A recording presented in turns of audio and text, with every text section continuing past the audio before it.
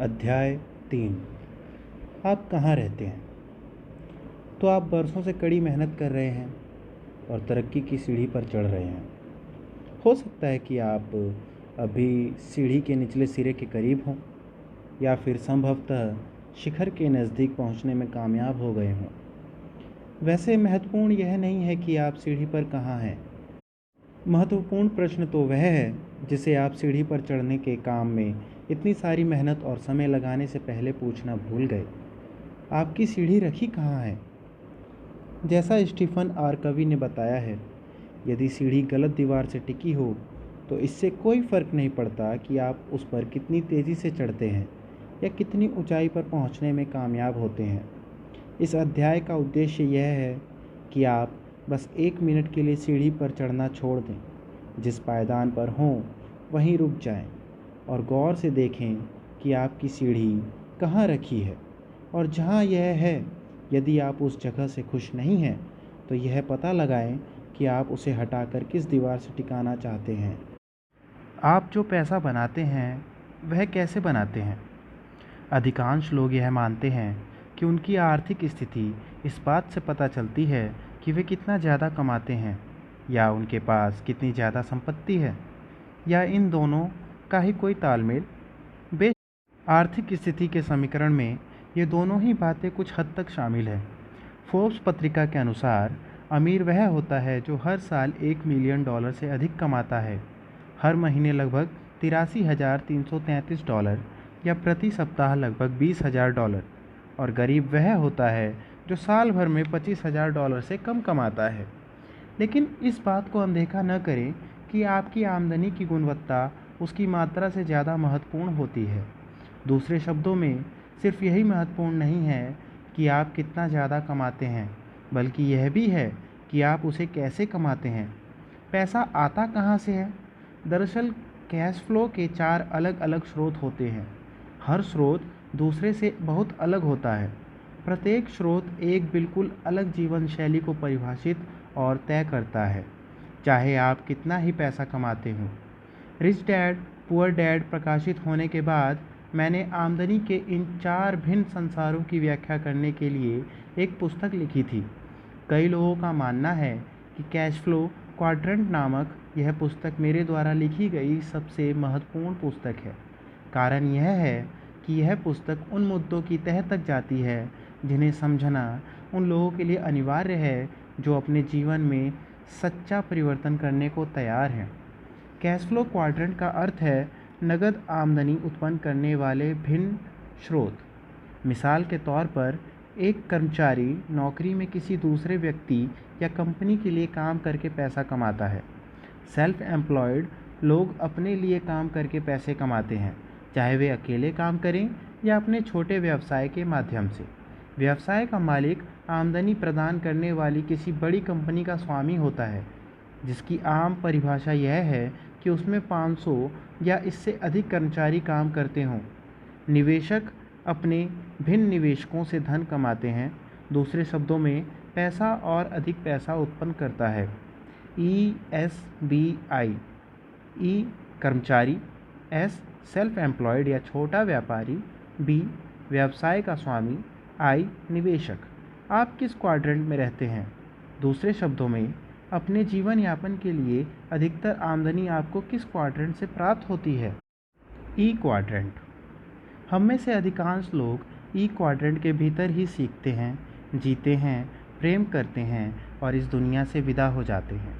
हमारे शिक्षा तंत्र और संस्कृति में शैशव काल से मृत्यु तक हमें यही प्रशिक्षण मिलता है कि हम ई क्वाड्रेंट के भीतर कैसे जिएं।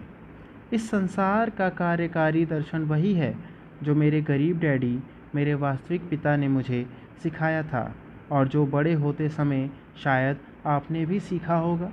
स्कूल जाओ, जमकर पढ़ाई करो, अच्छे ग्रेड लाओ और किसी बेहतरीन कंपनी में बढ़िया लाभ देने वाली कोई अच्छी सी नौकरी कर लो। S quadrant.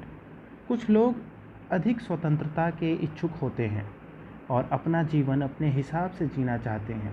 इस इच्छा से प्रेरित होकर बहुत से लोग ई क्वाड्रेंट को छोड़कर एस क्वाड्रेंट में पलायन कर जाते हैं। यही वह जगह है जहां लोग अपने दम पर कुछ करने और अमेरिकी सपने को साकार करने का निर्णय लेते हैं। एस क्वाड्रेंट में आमदनी के ढेरों ज़रिए होते हैं। जीवन की शुरुआत कर रहे किशोर फ्रीलांस बेबी सिटर या लैंडस्केपर से लेकर ऊंची आमदनी वाले वकील, परामर्शदाता और सार्वजनिक वक्ता तक सभी लोग इस क्वाड्रेंट में आते हैं। लेकिन आप चाहे $8 प्रति घंटा कमा रहे हों या $80,000 प्रति वर्ष, एस क्वाड्रेंट आमतौर पर एक सुनहरा जाल होता है।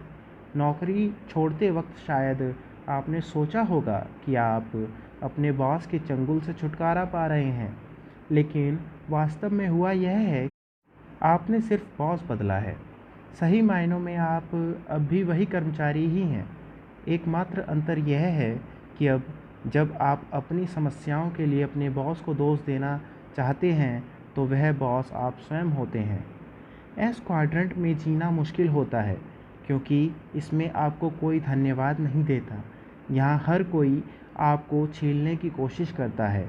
सरकार आपको छीलती है। सप्ताह में 1 दिन की कमाई आपको कर के रूप में देनी पड़ती है।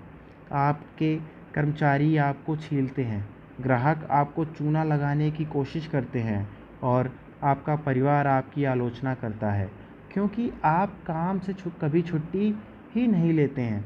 आप ले भी कैसे सकते हैं? अगर आपने छुट्टी ली तो आपका धंधा मारा जाएगा। आपके पास ज़रा भी खाली समय नहीं होता क्योंकि अगर आप खाली बैठे तो व्यवसाय में आमदनी नहीं होगी। सच्चे मायनों में एस का अर्थ होता है गुलामी, स्लेवरी। वास्तव में आप अपने व्यवसाय के मालिक नहीं हैं, आपका व्यवसाय आपका मालिक है। बी क्वाड्रेंट वह स्थान है जहां लोग बड़ी बड़ी कंपनियां खड़ी करते हैं। एस व्यवसाय और बी व्यवसाय में अंतर यह होता है कि अपने एस व्यवसाय के लिए आप काम करते हैं जबकि आपका बी व्यवसाय आपके लिए काम करता है। मेरे पास कई बी व्यवसाय हैं जिनमें निर्माण, रियल एस्टेट, खनन कंपनियां और अन्य कई व्यवसाय शामिल हैं। जो लोग बी क्वाड्रेंट में जीते और काम करते हैं उन पर मंदी का खास असर नहीं होता क्योंकि अपनी आमदनी के स्रोत पर उनका पूरा नियंत्रण होता है। आई क्वाड्रेंट यह रॉकेट विज्ञान नहीं है। मेरे अमीर डैडी ने मोनोपोली व्यापार के खेल के ज़रिए मुझे आई क्वाड्रेंट में जीना सिखाया था और हम सभी जानते हैं कि यह कैसे काम करता है। 4 हरे मकान, एक लाल होटल, 4 हरे मकान, एक लाल होटल। नौकरियां बदलने का अर्थ क्वाड्रेंट बदलना नहीं है। अब ज़रा मुझे यह स्पष्ट करने दें कि इन क्वाड्रेंट्स को समझना इतना महत्वपूर्ण क्यों है। आपने कितनी बार देखा है कि कोई व्यक्ति अपनी नौकरी के बारे में शिकायत करता है, फिर वह नौकरी बदल लेता है, लेकिन कुछ साल बाद आपको दोबारा वही पुरानी शिकायतें सुनने को मिलती हैं। मैं काफ़ी समय से कड़ी मेहनत कर रहा हूँ, लेकिन मैं आगे ही नहीं बढ़ पा रहा हूँ।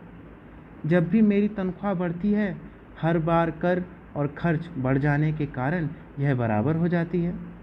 मैं खाली स्थान भरें यह करना चाहूँगा, लेकिन जीवन के इस दौर में दोबारा कॉलेज जाकर कोई नया पेशा नहीं सीख सकता। यह नौकरी घटिया है, मेरा बॉस घटिया है, जीवन घटिया है आदि। ये और इन्हीं जैसी दर्जनों अन्य बातें बताती हैं कि वह व्यक्ति फंसा हुआ है। वैसे दरअसल वह किसी खास नौकरी में नहीं बल्कि एक खास क्वाड्रेंट के चंगुल में फंसा हुआ है। समस्या यह होती है कि ज़्यादातर मौक़ों पर जब लोग अपने जीवन में सचमुच कोई परिवर्तन करते हैं तो वे बस अपनी नौकरी बदलते हैं, जबकि उन्हें क्वाड्रेंट बदलना चाहिए था। नौकरी के इन सामान्य तंत्रों को तोड़ना और अपनी खुद की आमदनी का स्रोत उत्पन्न करना बहुत ज़रूरी है, क्योंकि इसके बाद ही आप आर्थिक तूफान से मुकाबला करने की सर्वश्रेष्ठ स्थिति में आते हैं। सिर्फ इसलिए क्योंकि अपनी सालाना आमदनी को तय करने के लिए अब आप किसी बॉस या अर्थव्यवस्था पर निर्भर नहीं होते, अब इसे आप खुद तय करते हैं। अधिकांश लोग बाएं हाथ वाले हिस्से ई और एस क्वाड्रेंट में ही रहते हैं। हम यहीं पर बड़े होते हैं और यहीं जीने का प्रशिक्षण प्राप्त करते हैं। हमें बताया जाता है अच्छे ग्रेड लाओ ताकि तुम्हें कोई अच्छी नौकरी मिल जाए, लेकिन आपके ग्रेड से बी क्वाड्रेंट में कोई फ़र्क नहीं पड़ता। आपका बैंकर आपका रिपोर्ट कार्ड नहीं देखना चाहता, वह तो आपका फाइनेंशियल स्टेटमेंट देखना चाहता है।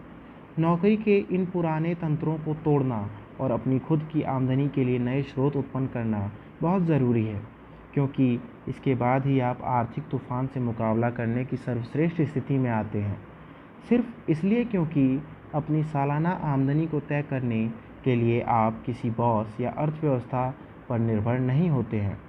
अब इसे आप खुद तय करते हैं। कम से कम 80% लोग इस रेखाचित्र के बाएं हिस्से में जीते हैं, खास तौर पर ई क्वाड्रेंट में। हमें सिखाया जाता है कि हमें सुरक्षा यहीं मिलेगी। दूसरी ओर दाएं हाथ में बी और आई क्वाड्रेंट में स्वतंत्रता का वास होता है।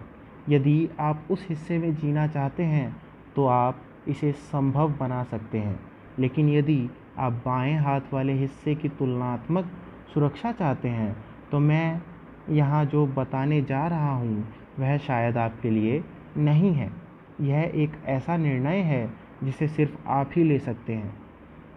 आप किस क्वाड्रेंट में रहते हैं? दूसरा, आप किस क्वाड्रेंट में रहना चाहते हैं?